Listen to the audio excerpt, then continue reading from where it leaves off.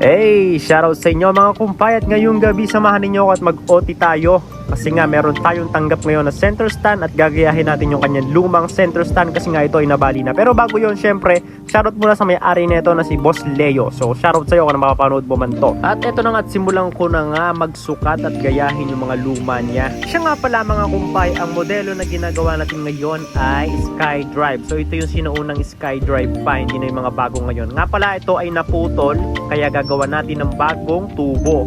At syempre para hindi na ako mahirapan pa, kinuha ko na lang din yung mga bracket niya at saka yung lagayan ng spring. So winelding ko na nga ito, ispat-ispat muna habang sinusukat pa natin kung tama yung paglalagyan, no? Stainless nga pala yung mga bracket nito at yung ginamit ko naman tubo ay galvanized. Nga pala yung tubo ko dito ay pinabend ko na kasi nga yung bender ko ay maliit at hindi kakayanin yung kapal nito, kaya pinabend, nagbayad tayo. At napapansin ko lang medyo mainit to, no? Kasi nakailang hawak ako at napaso ako, kaya naman mag-gloves na tayo. Sobrang sakit sa kamay, no? Ang init kaya. So sa mga nakakadama ng sakit na kagaya, no? Kaway-kaway sa inyo. At sa mga makakapanood neto sa hating gabi din, no? Shoutout sa inyo, walang tigil mag-OT. May bukas pa naman pero ituloy natin to kasi kaya pa naman. Kasi bukas hindi ko na maisisingit to. Ewan ko ba kung bakit ang lakas dito? Lakas ng yabang. Siyempre di matatapos ang center stand kung walang footings. Naglagay din ako ng mga footings niyan para maganda. Ang ginamit ko ay flat bar at nilagyan ko lang din ng design, ginaya ko yung luma niya.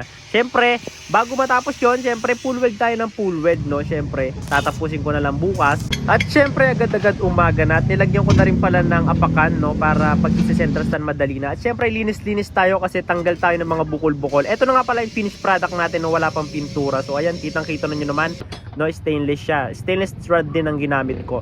Ayan.